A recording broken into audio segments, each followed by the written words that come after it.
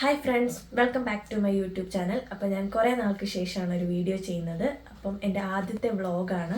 അപ്പോൾ എന്തെങ്കിലും തെറ്റുകുറ്റങ്ങളുണ്ടെങ്കിൽ എല്ലാവരും ക്ഷമിക്കുക. അപ്പോൾ ഇന്ന് ഞാൻ ചെയ്യുന്ന വീഡിയോ എന്ന് വെച്ചാൽ, ഞാൻ പഠിച്ചത് ബ്രില്യൻ സ്റ്റഡി സെൻറ്റർ പാലയിലാണ്. അപ്പോൾ അവിടുത്തെ എൻ്റെ ഒരു എക്സ്പീരിയൻസ് ആണ് ഞാൻ നിങ്ങളുമായിട്ട് ഷെയർ ചെയ്യാൻ പോകുന്നത്. കാരണം ഈ ഒരു ഫേസ് എന്ന് പറഞ്ഞാൽ എല്ലാവരും ബ്രില്യൻറ്റിലൊക്കെ അഡ്മിഷൻ എടുക്കുന്ന ഒരു ടൈമാണ്. അപ്പോൾ വരുന്ന നീറ്റ് ആസ്പിരൻസിന് ഇത് യൂസ്ഫുൾ ആയിരിക്കും എന്ന് ഞാൻ വിചാരിക്കുന്നു. അപ്പോൾ ആദ്യം തന്നെ ബ്രില്യൻറ്റിലെ സ്റ്റഡി മെറ്റീരിയൽസിനെ പറ്റി പറയാം. എനിക്ക് ബ്രില്യൻറ്റിൽ ഏറ്റവും യൂസ്ഫുൾ ആയിട്ട് തോന്നിയതെന്ന് വെച്ചാൽ ബ്രില്യൻ പാല ലേണിംഗ് ആപ്പാണ്. അത് ഓൺലൈനായിട്ടും ഓഫ്ലൈനായിട്ടും പഠിക്കുന്ന സ്റ്റുഡൻസിന് ബ്രില്യൻറ്റ് പ്രൊവൈഡ് ചെയ്യുന്നുണ്ട്. അത് നമുക്ക് നമ്മുടെ ഇഷ്ടത്തിനനുസരിച്ച് നമുക്ക് ആപ്പ് യൂസ് ചെയ്യാവുന്നതാണ്. അതിലൊരുപാട് model exams, short test questions, അതുപോലെ തന്നെ സ്റ്റഡി മെറ്റീരിയൽസ്, ക്വസ്റ്റ്യൻ പേപ്പേഴ്സ് ഒക്കെ നമുക്ക് നമ്മുടെ ഇഷ്ടത്തിനനുസരിച്ച് നമുക്ക് ടൈം ഉള്ളപ്പോൾ എടുത്ത് നമുക്ക് യൂസ് ചെയ്യാം. അതുപോലെ തന്നെ റെക്കോർഡഡ് വീഡിയോസ് ഉണ്ട്, ലൈവ് സെക്ഷൻസ് ഉണ്ട്. അപ്പം റെക്കോർഡഡ് വീഡിയോസ് ആകുമ്പോൾ നമുക്കൊരു ക്ലാസ് കേട്ട് മനസ്സിലായില്ലെങ്കിൽ അത് വീണ്ടും പോയി നമുക്ക് കേട്ട് അത് പഠിക്കാനായിട്ടുള്ളൊരു സാഹചര്യം നമുക്ക് അതിലൂടെ കിട്ടും. പിന്നെ അതിന് പുറമെ ബ്രില്യൻറ്റിന് ഒരുപാട് ക്വസ്റ്റ്യൻ ബാങ്ക്സ് ഉണ്ട്. അപ്പോൾ നമുക്ക് NCERT പഠിച്ച് നമുക്ക് ആ ക്വസ്റ്റ്യൻ ബാങ്ക് പാരലായിട്ട് ചെയ്തു പോകാനായിട്ട് പറ്റും. അതുപോലെ തന്നെ എക്സ്ട്രാ ഷോർട്ട് നോട്ട്സിൻ്റെയും ബുക്സും ഡയഗ്രത്തിന് വേണ്ടി മാത്രം സെപ്പറേറ്റ് ബുക്സും ഒക്കെ ബ്രില്യൻറ്റ് പ്രൊവൈഡ് ചെയ്യുന്നുണ്ട്. അപ്പോൾ ബ്രില്യൻറ്റിൻ്റെ ഒരു പഠിത്തത്തിൻ്റെ ഭാഗത്തു നിന്ന് ബ്രില്യൻറ്റിൻ്റെ ഒരു വലിയ സപ്പോർട്ടാണ് നമുക്ക് കിട്ടുന്നത്. അപ്പോൾ സ്റ്റഡി മെറ്റീരിയൽസിൻ്റെ കാര്യം പറയുകയാണെങ്കിൽ എനിക്ക് ഇത്രയാണ് പറയാനായിട്ടുള്ളത്. മെയിനായിട്ട് എന്തെങ്കിലും വിട്ടുപോയിട്ടുണ്ടെങ്കിൽ നിങ്ങൾ ക്ഷമിക്കുക. അതുപോലെ തന്നെ അടുത്തത് പറയുകയാണെങ്കിൽ ബ്രില്യൻറ്റിൻ്റെ ഹോസ്റ്റലിനെ പറ്റിയാണ്. ഞാൻ ഓൺലൈനായിട്ടാണ് ബ്രില്യൻറ്റിൽ പഠിച്ചത്. ഒരു ലാസ്റ്റ് 4 മാസത്തേക്ക് ബ്രില്യൻറ്റിൻ്റെ ഹോസ്റ്റലിലോട്ട് ഷിഫ്റ്റ് ചെയ്തു.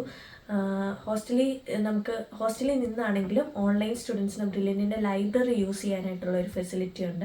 അതെനിക്ക് ഒരുപാട് ഹെൽപ്പ് ചെയ്തിട്ടുണ്ട്. കാരണം നമുക്ക് ചുറ്റുമുള്ള കുട്ടികളുടെ കൂടെ ഇരുന്ന് പഠിക്കുമ്പോൾ കൂടുതൽ മനസ്സിലാക്കാനും അവരോട് ഡൗട്ട് ഷെയർ ചെയ്യാൻ, ഡൗട്ട് ചോദിച്ച് പഠിക്കാനും ഡൗട്ട് ക്ലിയർ ചെയ്യാനും ഒക്കെ നമുക്ക് ഒരുപാട് ഹെൽപ്പ് ചെയ്യും.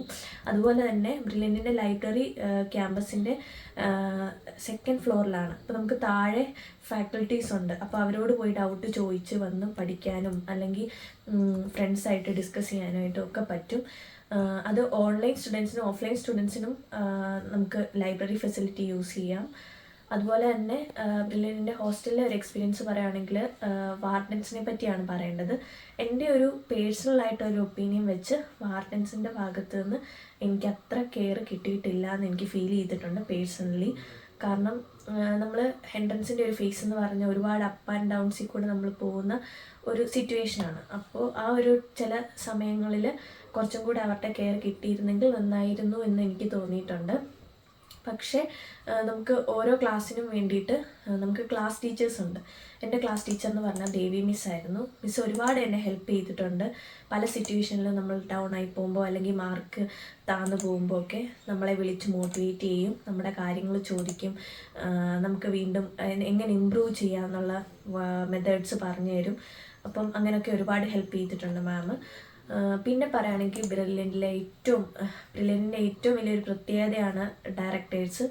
ഞങ്ങൾക്ക് മെയിനായിട്ട് ഞങ്ങളുടെ ബാച്ചിന് ജോർജ് സാറായിരുന്നു. സാർ എല്ലാ വീക്ക്ലി എക്സാംസും കഴിഞ്ഞിട്ട് ഞങ്ങളുടെ ഹോസ്റ്റലിൽ വരും അനാലിസിസിന് വേണ്ടിയിട്ട്, റിസൾട്ട് അനാലിസിസ് ചെയ്യാൻ വേണ്ടിയിട്ട്. സാർ വന്നിട്ട് നമ്മുടെ ഒരു സിറ്റുവേഷൻ മനസ്സിലാക്കിയാണ് സാറ് സംസാരിക്കുന്നത്.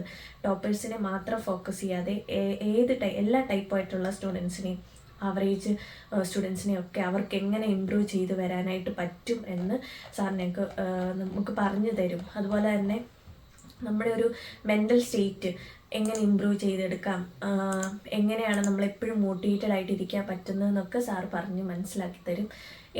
ഏതൊരു സമയത്തും നമുക്ക് ഒരു പ്രശ്നം ഉണ്ടെങ്കിലോ എപ്പോൾ വേണമെങ്കിലും ബ്രില്യൻറ്റിലെ ഡയറക്ടേഴ്സിനെയും ഒക്കെ നമുക്ക് അപ്രോച്ച് ചെയ്യാവുന്നൊരു ഫെസിലിറ്റി ബ്രില്യൻറ്റിനുണ്ട്. അതുപോലെ തന്നെ ബ്രില്യൻറ്റിലെ നമുക്ക് ഹോസ്റ്റലിൽ വെച്ച് എന്തെങ്കിലും ബുദ്ധിമുട്ട് ഫിസിക്കലായിട്ട് മെൻ്റലി ആണെങ്കിലും ബുദ്ധിമുട്ട് ഫേസ് ചെയ്യുവാണെങ്കിൽ അപ്പം തന്നെ നമുക്ക് ബ്രില്യൻറ്റിൻ്റെ വണ്ടി വന്ന് നമ്മളെ ഹോസ്പിറ്റലിൽ കൊണ്ടുപോകാനും ഒക്കെ എല്ലാത്തിനും ഒരു കറക്റ്റ് ചിട്ടയായ രീതി ബ്രില്യൻറ്റ് ഫോളോ ചെയ്യുന്നുണ്ട്. പിന്നെ എനിക്ക് പറയാനായിട്ടുള്ള ബ്രില്യൻറ്റിലെ ഫുഡിനെ പറ്റിയാണ്. ഫുഡെന്ന് പറയുമ്പോൾ ഞങ്ങളുടെ ഹോസ്റ്റലിൽ ഗ്രീൻ പാർക്ക് എന്ന് പറഞ്ഞു ബ്രില്യൻറ്റിൻ്റെ ക്യാമ്പസിന് അടുത്തായിട്ടുള്ള ഗ്രീൻ പാർക്ക് ഹോസ്റ്റലായിരുന്നു എനിക്ക് അലോട്ട് ചെയ്തിട്ടുണ്ടായിരുന്നത്.